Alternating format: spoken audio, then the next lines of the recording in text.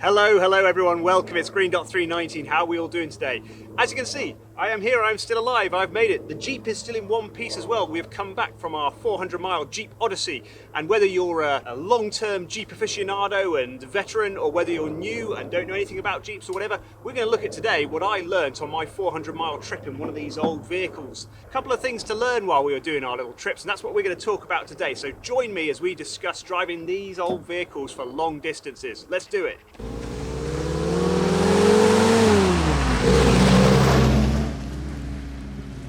Okay peeps, the first thing we learned driving a Jeep long distance for the first time ever is that the Jeep is an absolute unit.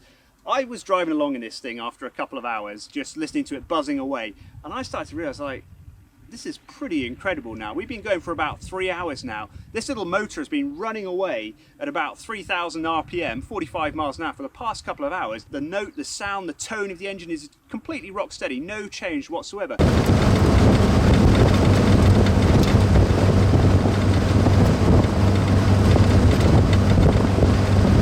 And it's all thanks to this beautiful Willys Go Devil engine in here, the little 60 horsepower 2.2 litre engine.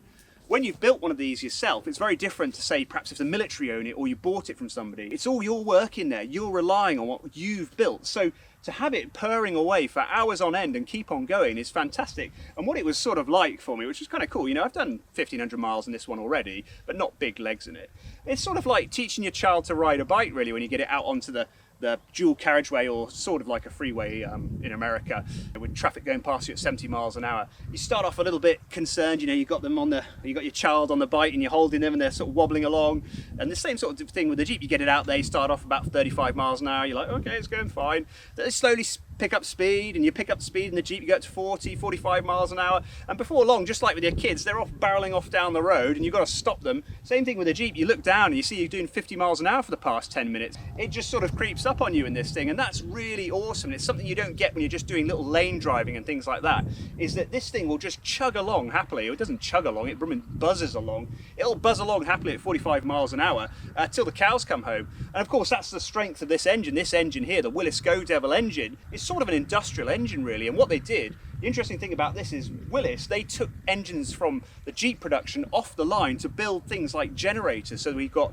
welders and compressors built using these Willys MB engines, which is why the serial numbers with Willys MBs don't line up. They do with GPWs, the Ford version, but with Willys they were taking engines off the line, so you can't match the serial number of the Jeep with the engine because they don't align, because some were taken away to do industrial applications. Freeway driving in these, fantastic. It's a complete unit, it's a tank, and it just keeps on going. So I was really impressed by that, so it was great.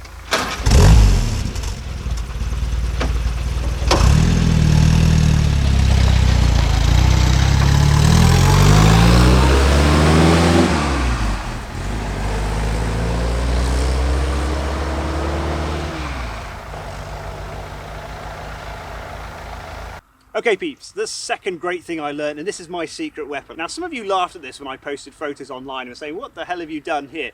Aha, look who's laughing now. I was worried about being uncomfortable in the Jeep for driving for hours on end, and sitting here in the same position, and as some of you have told me, I'm gigantor apparently, being 6'2". I don't know what you guys eat, but you know, if you eat you usually get a bit taller, but anyway. I'm 6'2" and I've got to stoop a little bit, and I was worried about being uncomfortable. But I have a secret weapon. And here it is. This is a tip you can use. This is the best thing ever. This is fantastic for driving in Jeeps. It is just a sheepskin fleece, and all you do is stick it on your seat like this, and it turns the bog standard enlisted man's Jeep into the officer's special edition Jeep. And this makes a real difference to how it feels. When you're sitting on the canvas normally, you can feel it sort of sticking to you a bit, and it's, you know, even with the spring cushions like I've got rather than the foam ones, it's not very uncomfortable. But this is Jeep luxury. And I'll tell you what, when I got out of the Jeep for the first time doing 4 hour legs in it, I felt absolutely fine. You know, I drove it for 5 days continually. I felt absolutely fine. No, I get sciatica sometimes. I didn't feel any of that, any sort of back pain or what have you, and it wasn't uncomfortable at all. So the SE edition fleece is the best edition you can take with your Jeep. And the thing about it as well, of course, is when it comes to it, you get to the show or whatever, what you've got to do is rip it off and return it back to the enlisted man's version. So this is my top tip. Turn your Jeep into the officer's Jeep by just sticking a fleece on the seat. I just think that's the best thing ever. I mean, it's not really, it doesn't take much thinking to work that one out, but it really makes a difference. So get yourself a fleece. Now remember peeps, if you're enjoying this sort of content and you like Jeeps and you want to learn more about them as well, then help me learn about them as well down in the comments. Just feel free to subscribe and like the video today. It really helps me out. It really lets me know that you enjoy the content as well. And if you really like what we're doing here, come over to Facebook, Greendot 319 group, or join me on Patreon as well. Help support the channel by just giving me $1 a month, and that helps pay for the petrol for this and the little bits that we put on it. And I can bring more information and more Jeep content to you, and we can try and improve as we move along. But I really appreciate you joining me in today. Okay everyone, yes, number 3, my third lesson about Jeeps is what I found is make sure your Jeep is up to the task. Now, when you go out to a big event and you've got to drive a long way, you're going to go out on the motorway or the freeway for hours on end. Like I said, it's very different to driving around little lanes where it just gets up to temperature. When it's out driving for 4 hours on the freeway, it really gets up to temperature and problems start to come out. And what we had down at the event that I went to, down to the Goodwood Revival, is that everyone who had Jeep problems knew about the Jeep problems before they got there. And when I say Jeep problems, I mean their Jeeps got stuck and abandoned them. So we had one with a starter motor problem. He knew beforehand that the starter motor was giving him trouble. He could get it to work, you know, give it a whack and it would be fine. He hoped he'd get away with it. It didn't. It died when it was there because it drove for hours and hours to get there. Heat got into it, you know, it finally gave up. So putting them to the test really brings out the problems with them. So it really messes up your weekend if you can't rely on your Jeep, and you really need to rely on your Jeep. And the thing about it is as well, when we're driving military World War II vehicles, we really need to honour the guys who used these in World War II as well. And it's a bit of, you know, it's a bit of pride, isn't it, to try and show respect to them by looking after these vehicles and giving them the same sort of care and attention. Cut to pictures of guys jumping Jeeps over ditches and going upside down in them. Okay, you know what I mean, military military attention, but you know what I mean. Looking after them properly, giving them the care and attention they deserve. Let's have a look inside my points, because this is going to be interesting here. Now, I'll show you in a second the points that I had in this before and the points we've got in it now. And I think, I haven't looked at these, but I think there's going to be a real difference. Okay then, check these points out. These are suppliers' points, and they're good, you know, they've got a price point for them and what have you, right? I knew there was something going up with these because occasionally I was getting a bit of stuttering with the Jeep when these were fitted, and it wasn't fuel, it's going to be electrical, probably points. So I decided before I went to Revival I was going to swap them out and get some other ones. Let's have a look what I found. You can see already the alignment of them is not particularly good, but check this out. These are done about, I think about 300 miles, maybe 250 or something like that. Look at that, this is, yeah, 250, 300 miles. You can see a good wear line, and then check the end of that. Can you see it sort of burnt onto there? It must have been getting stuck and burnt on there. That was using all the same condenser from the same supplier and their points, so this is their combination. That's what it gave you, and I could sort of feel it was going to be like that, and I didn't want to trust these and rely on them, so I swapped them out. It's a really important lesson. Now I put in a set of real Autolite original points in there. Let's have a look at those. Damn, I just shot this and realised I hadn't pressed play, which is annoying, but we'll break into it again. Let's have a look in here then. Now I've already seen I can pretend I haven't seen, but I've already seen what this looks like inside, and it's what I expected. If we break into this, let's have a look at what the original points, the 1960s Autolite points, turned out like. So this is my Dizzy, and in there, hopefully I'll get you a good shot in a second, but you can see there's good alignment on the points and there's no signs of erosion or sparking or anything, and we'll get in there for a second, but they look absolutely brand new practically. They've just done 400 miles, which is more than the old, you know, that other set of points, but they look brand new. So the good Autolite points, the quality difference is really important, and if you want to rely on the vehicle to get you somewhere, it's really important to have those good parts in there. So let's get a good shot in there. Yeah, like we thought, those points look absolutely fine. You can see the discoloration where they've been operating, but you know, close up when I look at it, it's not pitted in or cut in or anything like that. That's just where it's been running. So compare that to the ones which are pitted and eroded, and you can see the mark where they've been cutting into them. Very, very different. So if you're not happy with it, make sure it is good, because you don't want to be left by the side of the road with your Jeep. You want to depend on it, and unfortunately when it comes to some reproduction parts, you need to shop around and find what's best, and that's often just a matter of trial and error, really. You know, you've got to do what you've got to do, because it changes from supplier to supplier, and it changes from batch to batch with your favourite supplier who you use for parts. So just keep on trucking, keep on looking for parts, and you'll get there.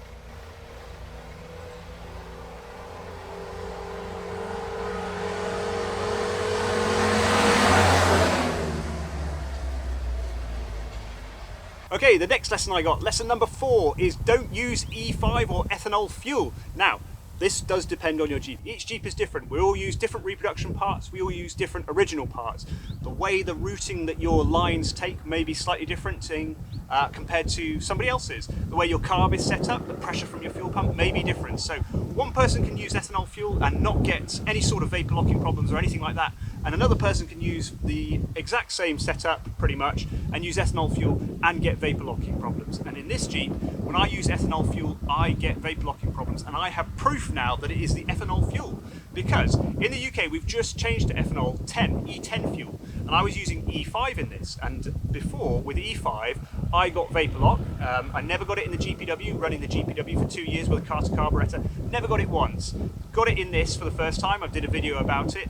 So when E10 came in, I decided to not put E10 in it. I decided to go to super unleaded, which is E0. If you use ESSO Supreme or whatever it's called, I'll have a look and I'll just flash it up for you now. If you use the ESSO in certain areas in the UK, because other places it does have ethanol in it, but where I am it's E0. There is no ethanol in that fuel. And when I swapped over to E0, I didn't have any problem. I drove the Jeep on the first leg down there, full of ethanol zero fuel, and it didn't vapor lock once. At the revival, I had to fuel up the Jeep using their fuel. They give it to us for free. They had super unleaded, 98 octane, 99 octane, whatever it is, E5, and guess what? Within a couple of hours, sitting in traffic, started to have it vapor lock. On the drive back, full of E5, if I pulled over and stopped for a few minutes, even with the engine running, if it didn't stop, it would start to lock up. When I tried to drive away and put the power down, there would be a lock in it and it would die a bit until the cool fuel got through it and knocked the lock out of the way.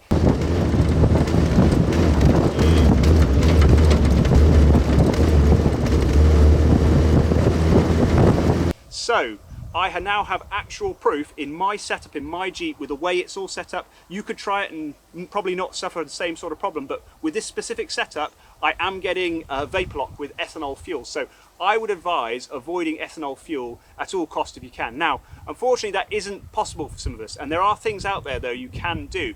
Now, I won't recommend anything here because you'll have to look into it yourself, but there are, you can add special mixes to your fuel which counteract the ethanol, remove the ethanol. There's various things on the market. I haven't tried them, so I won't tell you anything about them because I haven't looked into it yet. The other thing about ethanol fuel as well, of course, is that if you don't have modern diaphragms, rubber parts in your fuel pump, they won't be ethanol resistant, and it will cause those parts to swell.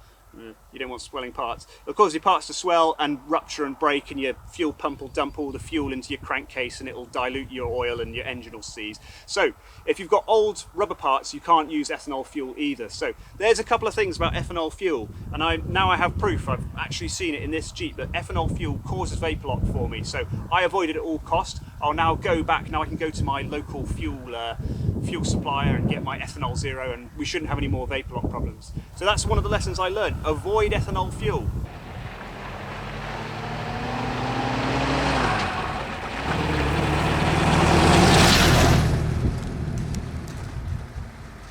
Okay peeps, the fifth and final lesson that I learned taking my Jeep on a long voyage of discovery is that driving a Jeep on long distances is just a great way of seeing your country. When you're driving your modern car around on the motorway or the freeway, you zip past all these little villages and towns and things like that, you just miss them out. You're all enclosed inside a little bubble of anger and driving fury. But when you're out in a Jeep, you avoiding motorways and highways and things like that, you're able to drive off the beaten path, go down little lanes, go through little villages. You're seeing and smelling everything, you're taking it all in, It's a great way to drive. It's a really great way to slow down and enjoy driving, especially when you can rely on the vehicle as well and you don't have to worry about it breaking down at any point. The other great thing about it is, even when you are on the freeway and what have you, or when you're driving on the little lanes actually, you're always at the front of the queue. I mean, I did pull over and let people past, and I did get stuck behind a British 1930s vehicle going about 25 miles an hour, and I did overtake that in a Jeep as well, which was pretty cool. But you're always at the front of the queue, so whatever's in front of you is just free road. It's fantastic. There might be 400 cars behind you waiting to get past, but you're king of the road in your Jeep. It's really great. 45 miles an hour isn't very slow anyway. I drive around here in the local lanes and you get old biddies driving around at 40 miles an hour. They go 40 miles an hour is their set speed that they go in, so they can't really complain about it. But I really enjoyed driving like that. It was great fun. A really new way and interesting way of driving, and it's opened my eyes up as well to just looking at our country in a different way, in our countryside. We're very lucky where we live. I know lots of you like looking around and seeing what we have around here, and it is really beautiful. But yeah, if you haven't done it, it's a great way to travel and have a go at it. I've got a subscriber, Ben Johnson, who drives an L-head later sort of Jeep wagon around, and he's done 3,000 miles in it on a trip around America. And I mean, that's really going. It can be done, and it's really enjoyable, so do it. So those are my lessons from driving my Jeep on long distance journeys. If you haven't tried it, you should have a go. It's great fun, and I will be doing it again in the future. But until next time, enjoy, and I'll see you later.